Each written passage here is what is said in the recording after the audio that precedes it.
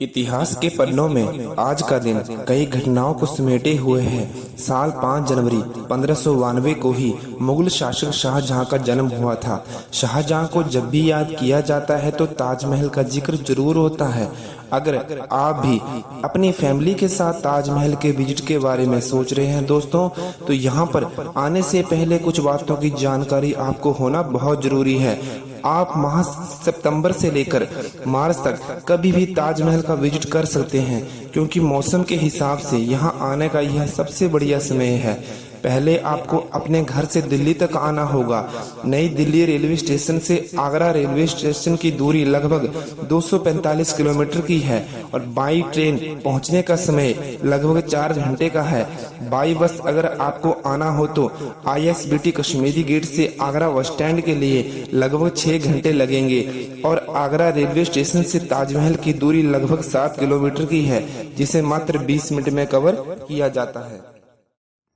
तो चलिए आज हम शाहजहां के साथ कारीगरी के बेहतरीन नमूनों के बारे में भी जानते हैं और आपको बताते हैं इस इमारत से जुड़ी कुछ ऐसी बातें जिनके बारे में शायद आप जानते होंगे। दोस्तों, वीडियो को बिल्कुल भी स्किप मत कीजिएगा, इसे अंत तक जरूर देखें, क्योंकि ऐसी रहस्यमय तथ्य जिन्हें पहले शायद ही कभी आपने सुना होगा। जानने से पहले अगर आप मेरे चैनल पर नए हो तो सब्सक्राइब का बटन जरूर दबाएं और लाइक का बटन दबाना ना भूलें और अपने दोस्तों को भी लिंक जरूर शेयर करें, ताकि उन्हें भी ताजमहल के बारे में ऐसी रहस्यमय तथ्यों के बारे में पता चल सके। तो आइए जानते हैं ताजमहल से जुड़े कुछ अनसुने तथ्य। ताजमहल का प्रवेश द्वार 151 फीट लंबा और 117 फीट चौड़ा है और इसकी ऊंचाई 100 फीट की है। इस पर अरबी लिपि में कुरान की आयतें तराशी गई हैं। जैसे ही कोई ताजमहल के द्वार से प्रविष्ट होता है तो उस पर लिखा सुलेख है, हे आत्मा, तू ईश्वर के पास विश्राम कर, ईश्वर के पास शांति के साथ रह तथा उसकी परम शांति तुझ पर बरसे। इस मकबरे के अंदरूनी हिस्से में एक कमरा बना हुआ है। इसके तत्काल नीचे एक तहखाना है और इसके नीचे शाही परिवारों के सदस्यों की कब्रों के लिए मूलतः 8 कोनों वाले 4 कमरे हैं। इस कमरे के मध्य में शाहजहां और मुमताज महल की कब्रें हैं। शाहजहां की कब्र बाईं ओर और अपनी प्रिय रानी की कब्र से कुछ ऊंचाई पर है, जो गुंबद के ठीक नीचे स्थित है। कब्रों के मुख दाईं व मक्का की ओर हैं। मुमताज महल की असली कब्र पर अल्लाह के 99 नाम खुदे हैं और शाहजहां की कब्र पर खुदा है, उसने हिजरी के 1076 साल में रजब के महीने की 26वीं तिथि को इस संसार से नियतता के प्रांगण की यात्रा। आपको पता है दोस्तों, कुतुब मीनार से भी लंबा है ताजमहल। यह सुनकर आप थोड़ा अजीब लगेगा, लेकिन यह कहा जाता है कि ताजमहल कुतुब मीनार से लंबा है। हिस्ट्री ब्रिटानिका और सरकारी वेबसाइट पर दी गई जानकारी के अनुसार ताजमहल की लंबाई 73 मीटर है। वहीं अगर कुतुब मीनार की बात करें तो इंडियन कल्चर की सरकारी वेबसाइट बताती है कि कुतुब मीनार की लंबाई 72.5 मीटर है। अगर लंबाई फीट में बात करें तो ताजमहल की लंबाई 243 फीट है, वहीं कुतुब मीनार की लंबाई 239 फीट है। ऐसे में ताजमहल कुतुब मीनार से थोड़ा सा लंबा है। दोनों की लंबाई में ज्यादा फर्क नहीं है, लेकिन ताजमहल थोड़ा सा लंबा है। 3 बार बिक चुका है ताजमहल। ताजमहल को लेकर कई कहानियां हैं और एक कहानी उसके बिकने की भी है। ऐसा नहीं है कि ताजमहल को सही में बेच दिया गया था। दरअसल एक ठग काफी फेमस था जिसका नाम था नटवर लाल। नटवर लाल एक ऐसा ठग था जिसने लोगों को लाल किले ताजमहल तक भी बेच दिया था। वो ठगी करते हुए लोगों को ताजमहल तक का सौदा कर दिया करता था, इसलिए कहा जाता है कि ताजमहल को भी बेच दिया गया था। आप ताजमहल से जुड़े इस रहस्य के बारे में क्या आप जानते हैं दोस्तों, आपको पता होगा जो हम मुख्य द्वार से ताजमहल का दीदार करते हैं वो सामने का दरवाजा नहीं बल्कि पीछे का दरवाजा है। सामने का दरवाजा यमुना नदी की तरफ है। शाहजहां इसे यमुना नदी के रास्ते मुख्य द्वार पर बना हुआ देखना चाहते थे, परंतु ऐसा ना हो सका। ताजमहल का केंद्र बिंदु है एक वर्गाकार नींव आधार पर बना श्वेत संगमरमर का मकबरा। यह एक समितीय इमारत है। ताजमहल आगरा नगर के दक्षिण छोर पर एक छोटे भूमि पठार पर बनाया गया था। पूर्व में इस जमीन पर राजपूताना राज्य अंतर्गत जयपुर के महाराजा जय सिंह का आलीशान महल हुआ करता था। महाराजा शाहजहां ने इसके बदले जयपुर के महाराजा जय सिंह को आगरा शहर के मध्य एक वृत्त महल दिया था। लगभग 3 एकड़ के क्षेत्र को खोदा गया एवं उसमें कूड़ा करकट भरकर उसे नदी की सतह से 50 मीटर ऊंचा बनाया गया, जिससे कि सीलन आदि से बचाव हो पाए। मकबरे के क्षेत्र में 50 कुएं खोदकर कंकड़ पत्थरों से भरकर नींव स्थान बनाया गया। उत्तरी भारत से लगभग 20,000 मजदूरों की सेना अनवरतः कार्यरत थी।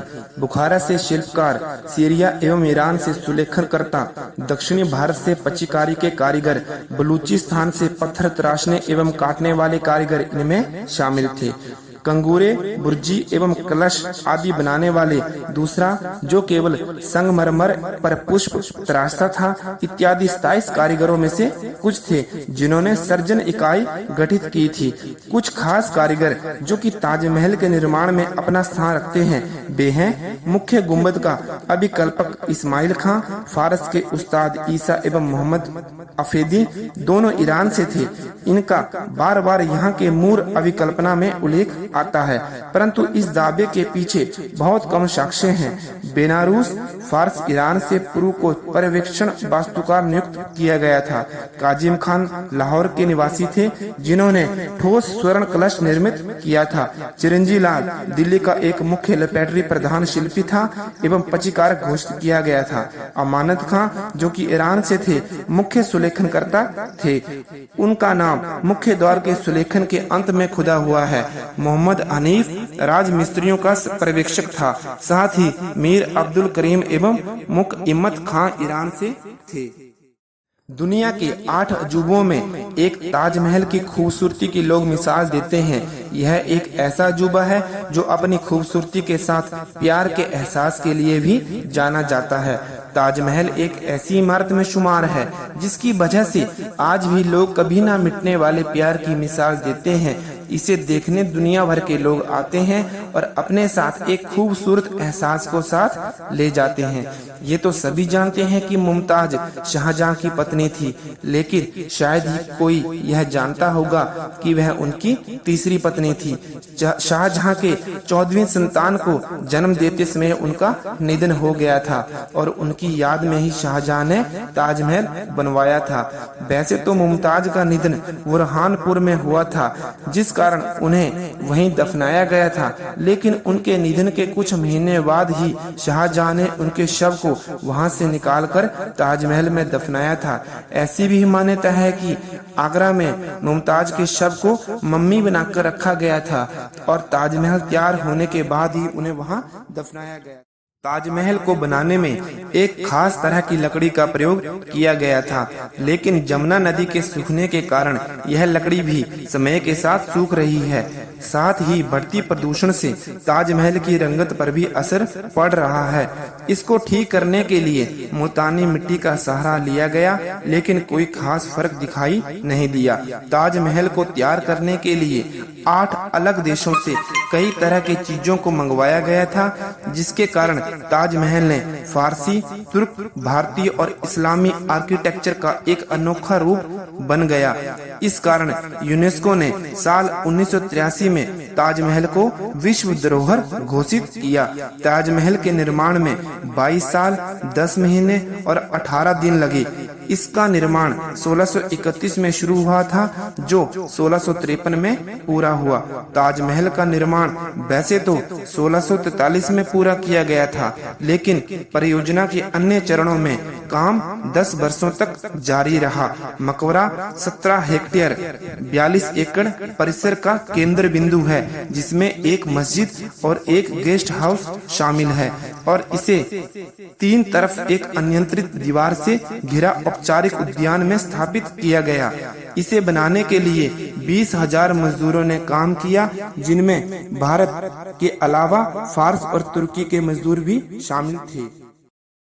ताजमहल का बाहरी अलंकरण मुगल वास्तुकला का उत्कृष्टतम उदाहरण है।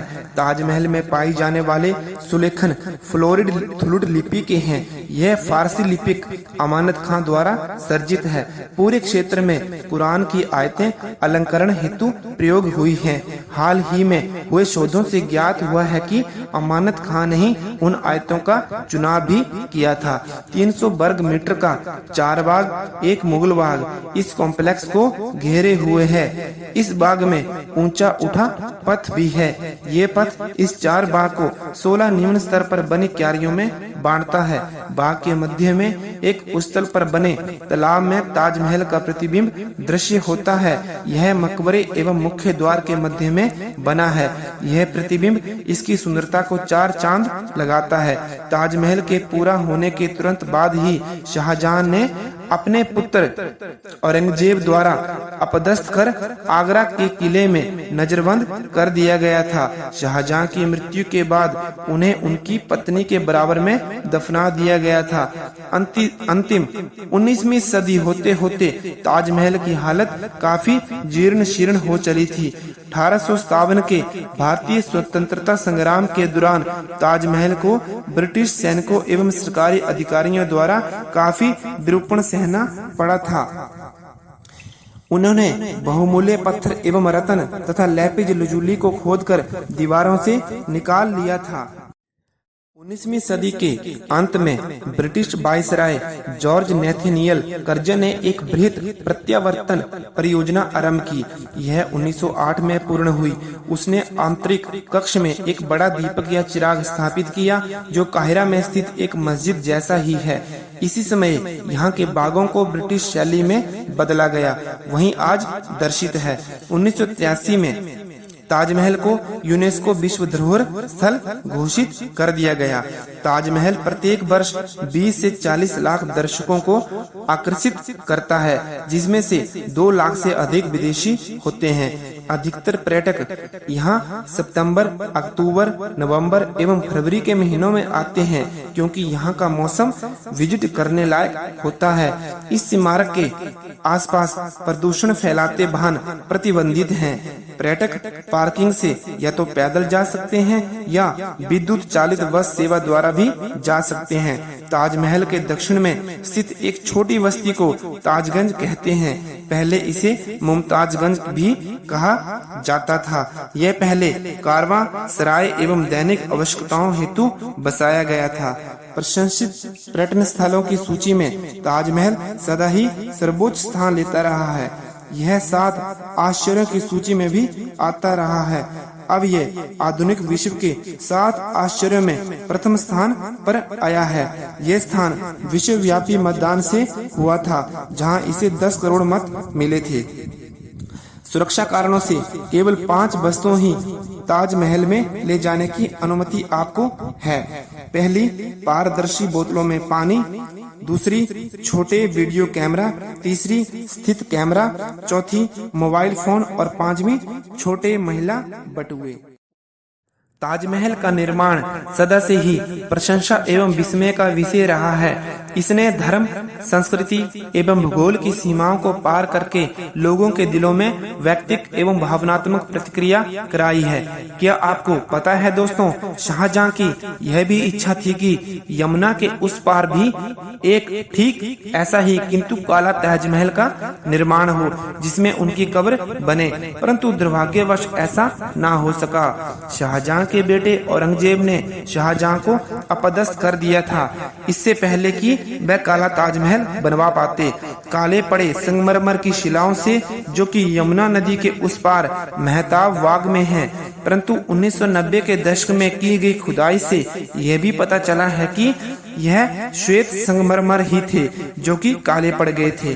काले मकबरे के बारे में एक अधिक विश्वसनीय कथा 2006 में पुरातत्ववेताओं द्वारा बताई गई थी, जिन्होंने मेहताब बाग में केंद्रीय सरोवर की पुनर्स्थापना की थी। उस सरोवर में श्वेत मकबरे की गहरी छाया को स्पष्ट देखा जा सकता था। ऐसा भी कहा जाता है कि शाहजहां ने उन कारीगरों के अंग छेदन आदि करा दिए थे या उनको मरवा दिया था, जिन्होंने ताजमहल का निर्माण कराया था, परंतु इसके पूर्ण साक्ष्य उपलब्ध नहीं है।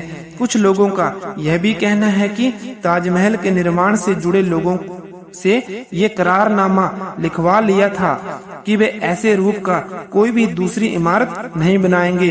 बस शाहजहां ने उन्हें ढेर सारे हीरे मोती जवाहरात आदि इनाम में देकर अपने निवास स्थान को भेज दिया था। क्या आपको पता है दोस्तों, भारत के अन्य स्थानों व विदेशों में भी ताजमहल के डुप्लीकेट हूबहू मकबरे देखने को मिलते हैं। जैसे कि चीन के शेनजेन शहर के पश्चिमी भाग में स्थित window of the world theme park में ताजमहल की डुप्लीकेट मकबरा बना हुआ है।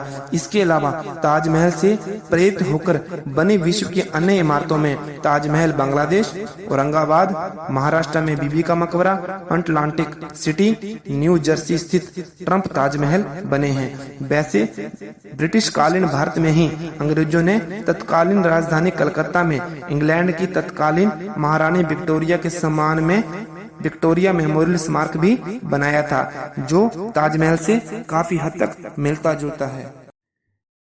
तो दोस्तों, ये थे ताजमहल के कुछ रहस्यमय तथ्य जिन्हें आपने शायद ही कभी पहले सुना होगा।